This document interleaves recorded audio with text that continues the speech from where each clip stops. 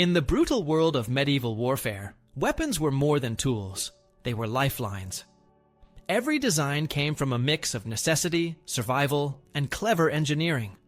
Warriors didn't fight just with swords and shields like movies often show. They used all kinds of weapons built for different purposes, some to crush armor, others to pierce through it, and a few meant to keep enemies far away. Each one had a story shaped by the battlefield, by the kind of armor opponents wore, and by the tactics armies used at the time. What's fascinating is how practical these weapons really were. They weren't just symbols of violence, but carefully thought-out solutions for real problems soldiers faced in war. So let's take a closer look at 10 of the most brutal weapons medieval warriors fought with, and see how each one changed the way battles were fought. Number 1. The mace. A medieval mace looks simple at first glance, but its design solves a specific battlefield problem. Plate and mail armor could shrug off many sword cuts, so warriors needed force that traveled through metal and into bone. A mace delivers that force through a concentrated head mounted on a stout shaft. Flanged versions add ridges that focus impact into smaller points, which helps dent helmets and defeat curved surfaces. That is why curators often describe mace heads as tools meant to crush or break inside armor, rather than slice on the outside. You see the same idea in later high-status horsemen's maces, where the flanges are short, stiff, and carefully shaped for hard targets. The goal is not elegance. The goal is reliable trauma, when a clean blade cut is unlikely. On the field, the mace fit different roles. Mounted fighters liked compact heads and manageable length because they could drop power from above and still control recovery after the strike. Foot soldiers used versions that balanced reach with quick handling, since battles often closed to grappling distance. Surviving examples show practical sizes rather than fantasy bulk. Museum measurements put many steel maces in the ballpark of 2 to 3 pounds with lengths around 2 feet. That weight feels heavy in the hand, but it is light enough to swing repeatedly without burning out your shoulders. Heavier ceremonial maces do exist, yet they served status and procession, not combat. Real fighting maces needed to be sturdy, balanced, and fast from guard to target and back again. Tactics were straightforward, but not mindless. A fighter aimed for edges and joints, where armor deforms more easily. Visors, ribs, shoulders, and the sides of helmets were frequent targets, because a solid hit there could stun or unbalance even a trained opponent. Shields helped, though the arcing path of a mace could beat the rim and roll into the head behind it. Against mail over padding, the strike did not need to cut. It only had to drive the padding into the body hard enough to bruise or break. This is why impact weapons stayed relevant even as armor improved. They asked physics to do the work rather than a razor edge. Training focused on timing and recovery more than fancy combinations. You learned to keep the head moving in compact circles so it stayed ready for the next strike. You practiced close entries behind your shield, then short snapping blows that were hard to read. In a crush of bodies, the mace offered confidence. It did not chip on bone, it did not demand a perfect angle, and it functioned in rain, mud, and cramped spaces like gateways or siege ladders. It also paired well with sidearms. Many soldiers carried a knife or dagger to finish a fight once a mace put the other man on the ground. In that sense, the weapon was part of a complete kit rather than a one-tool solution. Its enduring presence in collections across Europe, from plain ribbed heads to refined flange types, tells the same story. When armor changed the rules, the mace gave ordinary hands a simple answer that worked. Number 2. The longsword. The medieval longsword earned its reputation because it balanced reach, speed, and control in a way few weapons could match. Most fighting examples weighed around 1 to 1.5 kilograms and sat a little over a meter in total length. That meant a trained fighter could move the blade faster than many people expect. The fuller down the center was not a blood groove. It was a structural feature that removed weight while keeping the blade stiff enough to strike and thrust. The guard protected the hands and helped with binding an opponent's blade. The pommel was not just decoration. It balanced the weapon and could be used as a close-range striking surface when the fight collapsed into grappling. Real use depended on the opponent and the situation. Against lightly armored foes, the longsword worked like a cutting and thrusting tool. Clean edge alignment made the difference, not wild swinging. Against plate armor, the goal shifted from cutting to finding gaps. Fighters gripped the blade with a gloved hand in the middle and drove the point into joints at the armpit, the visor, or behind the knee. This half-sword method looks strange until you feel how much control it gives over the tip. When the distance closed even more, the crossguard and pommel turned into short-range tools. A pommel strike to the face could stun through a helmet. A quick shove with the guard could break balance and open a path for a finishing thrust. Surviving manuals show that the art was more than trading blows. Stance, footwork, and timing mattered as much as strength. Guards with the sword high, low, or to the side set traps and invited predictable responses. The goal was to win the line of attack, bind the opponent's blade, and use the advantage before he could reset. On a battlefield, the longsword often lived as a sidearm next to a spear or polearm. In a duel, or in the tight space of a breach, it moved to center stage. It worked in rain and mud, and over uneven ground, because its handling was simple and direct. The best fighters did not look flashy. They looked calm, kept the blade between themselves and danger, and ended the fight with the first clean chance. Number 3. The warhammer. A medieval warhammer looks modest, but it was built to solve a hard problem that swords struggled with once plate armor became common. Instead of trying to slice through steel, the hammer used concentrated impact to dent, crack, or pierce it. Most fighting heads had two working faces. One side was a compact hammer that flattened metal and rattled the skull beneath a helmet. The opposite side was a narrow beak or pick that focused force into a tiny point and could punch into weak spots like visor slits, armpits, and joints. The shaft was usually ash or oak for toughness, and many surviving examples show metal strips along the wood called langets that protected the handle from being cut. One-handed versions ran about forearm length and paired well with a small shield or a gauntlet. Longer polehammers extended reach for foot soldiers who needed to keep armored opponents at bay. On horseback, the weapon was especially dangerous. A rider could add the speed of the horse to the swing and deliver a hit that crushed through even well-made helmets. That is why many compact horsemen's hammers have short, stiff beaks and sturdy, square faces. On foot, the technique relied on timing rather than wind-up power. Fighters learned to step offline, trap or beat aside a weapon, then drive the beak into a gap, or snap the hammer into the side of a head. The beak also worked as a hook to pull an enemy off balance or drag a shield down. In close quarters, the hammer could be used in tight circles so the head never stopped moving, which kept the next strike ready and reduced openings for a counter. As armor improved, the hammer family diversified. The poleaxe carried an axe blade as well, but many pure hammers evolved taller spikes and longer shafts to threaten from outside sword range. Names like bec de corbin or lucerne hammer point to local styles, yet the idea stayed the same. Put weight at the end, keep the head compact, and let physics do the rest. Actual fighting pieces were not huge. They were built to be fast in the hand and to recover quickly after impact. The balance sat forward enough to hit hard without dragging the swing. In sieges and street fighting, they were reliable tools because they did not need a sharp edge, and they worked in rain, mud, and cramped alleys. Even when the fight dropped to the ground, the short beak could probe armor gaps while the square face pinned a visor. The warhammer earned its place in the kit of professionals because it delivered results against the best protection of its day with simple mechanics and smart technique. Number 4. The halberd. The halberd earned its place on medieval battlefields because it solved several problems at once. Soldiers needed reach against cavalry, chopping power against armor, and a way to unseat riders or drag shield bearers out of line. A well-made halberd combined a spear point on top, an axe blade on one side, and a rear hook that worked like a can opener on armor and tack.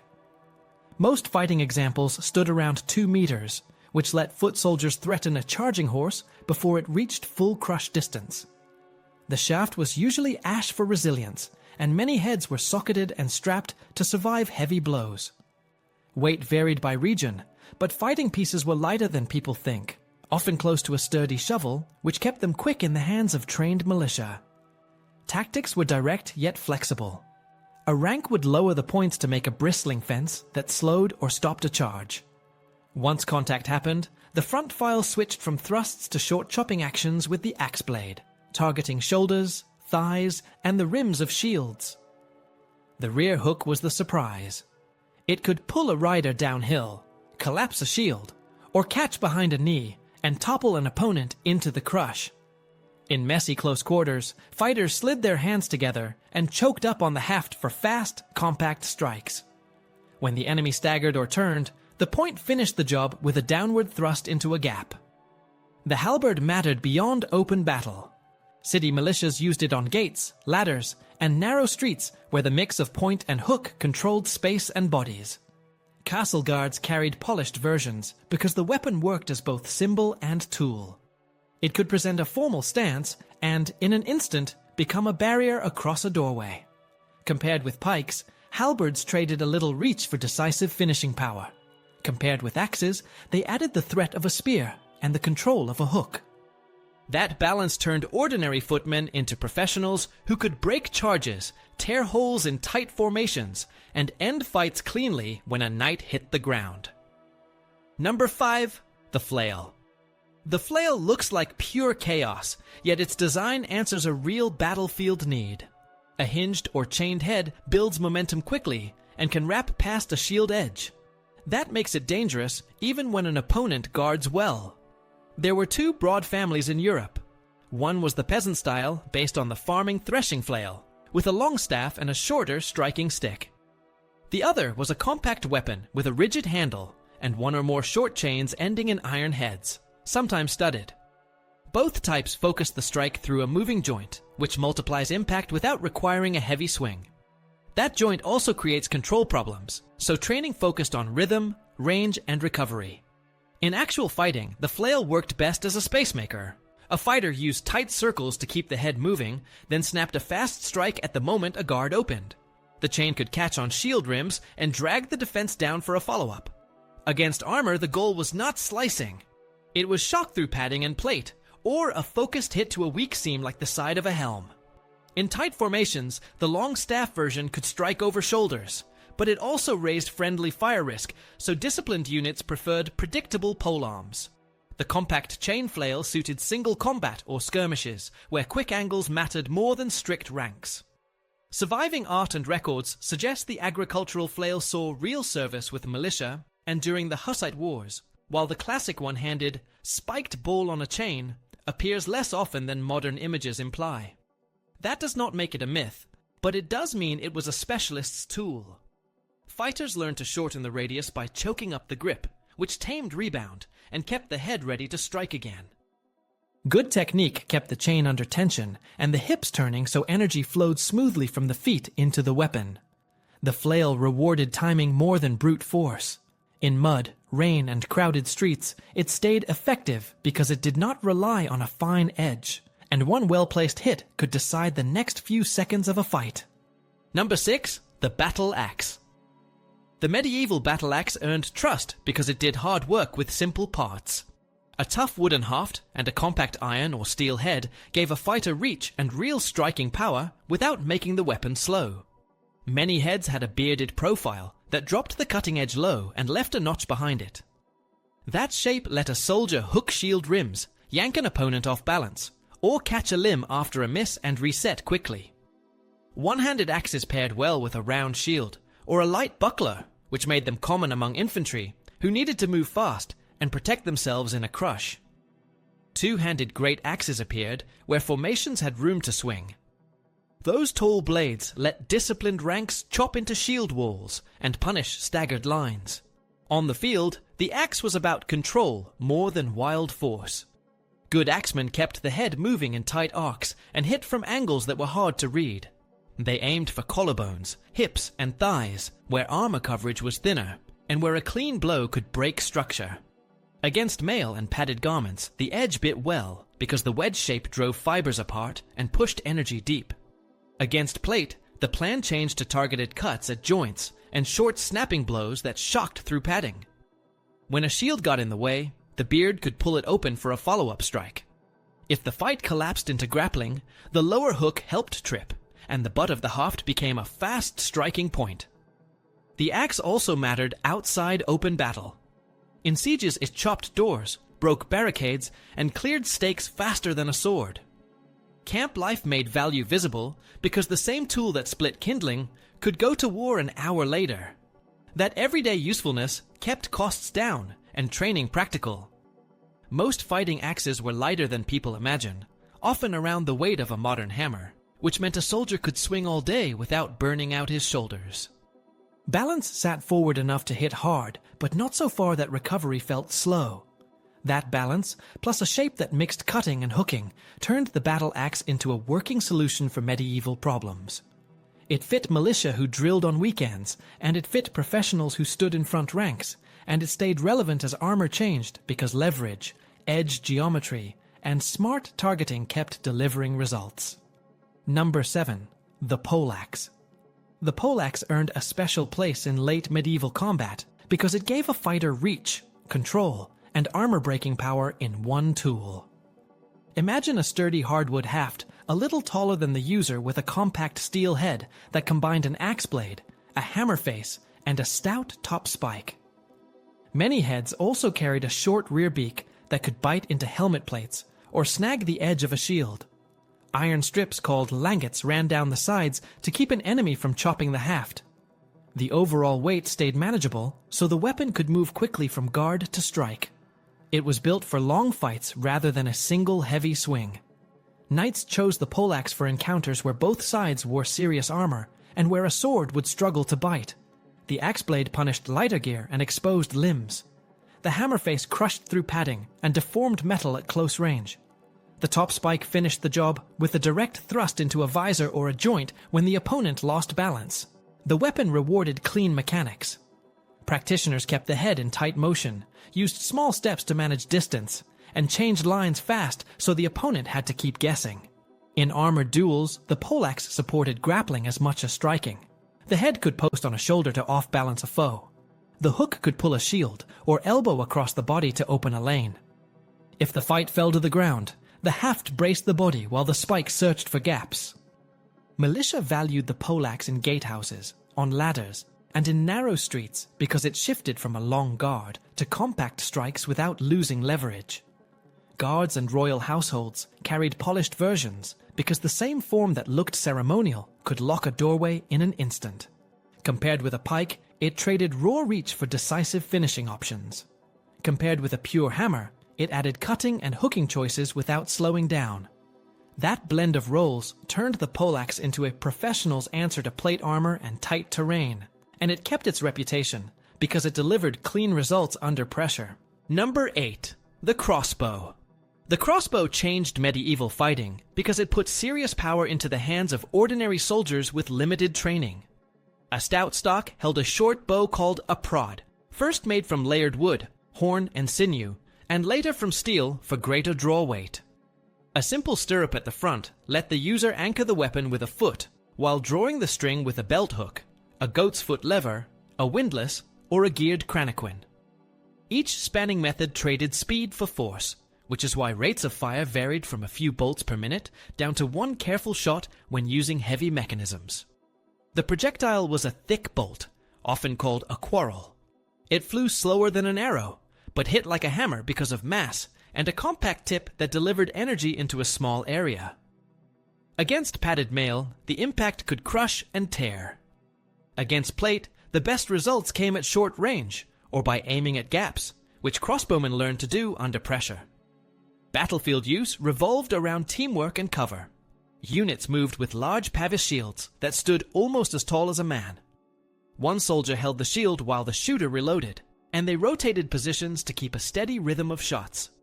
Crossbows excelled in sieges, where crews could work from behind walls and set up narrow firing lanes. They also punished cavalry if the shooters kept discipline and waited for the right distance. The weapon had clear drawbacks that commanders accepted. Heavy-spanned bows were slower to reload and disliked wet weather unless strings were kept dry. Mechanisms needed maintenance, and strings wore out faster than people expect.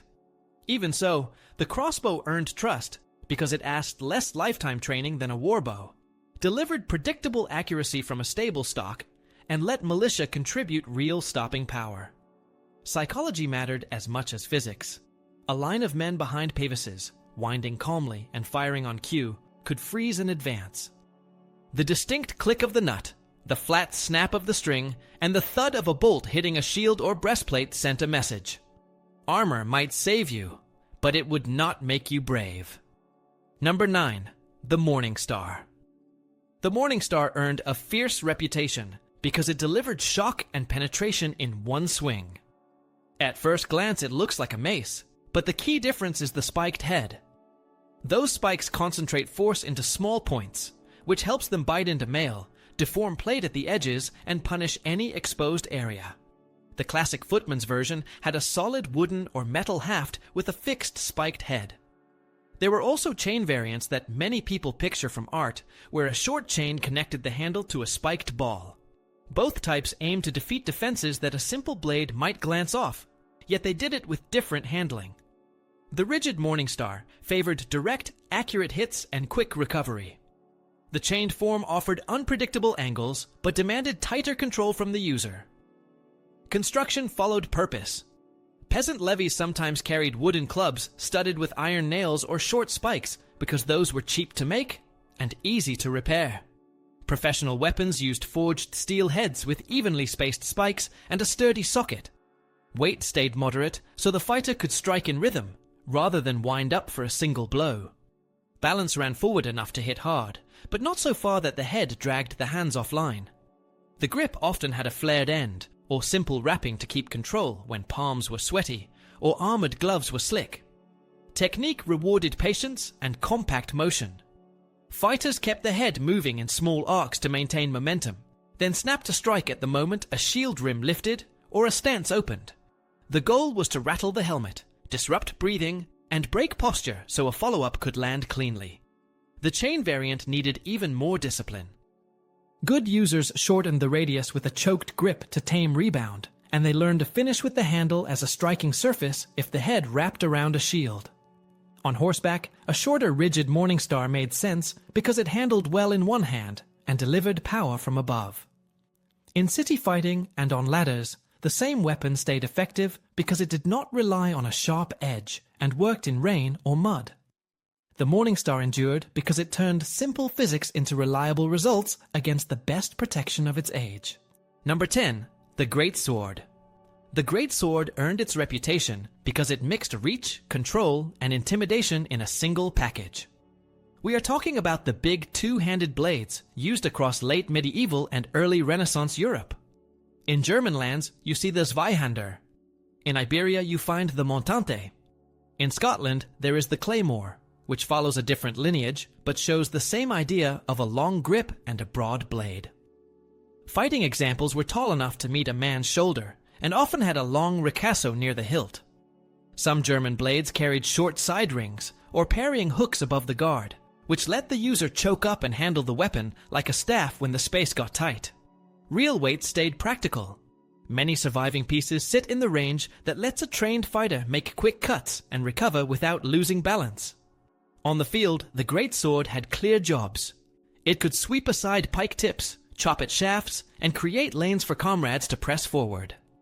Elite mercenaries are often linked with this role because pay went up when you took the first risks at the front.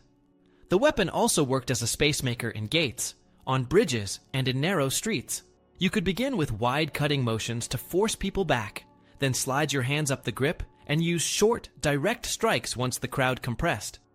That flexibility came from the long handle and the ability to shift grips without breaking rhythm. When an enemy closed in, the crossguard and pommel became striking surfaces, and the blade could be guided with a forward hand for precise thrusts at the bodyline. Training focused on footwork and line control rather than brute strength. A good fighter kept the point between himself and danger, used small steps to adjust angles, and stayed ready to switch from big arcs to compact actions. The goal was to break structure rather than chase a dramatic cut. Maintenance was straightforward. You kept the edge sharp enough to bite, but you protected the geometry so the blade tracked true, in camp or on patrol, the greatsword also carried a psychological weight. A tall figure with a long blade changed how people approached a doorway or a barricade. That presence mattered when discipline was shaky and a unit needed order fast. The greatsword stayed relevant because it offered practical mechanics for many tasks. It cut, it thrust, it controlled, and it did all of that with a balance that rewarded calm hands and clear decisions.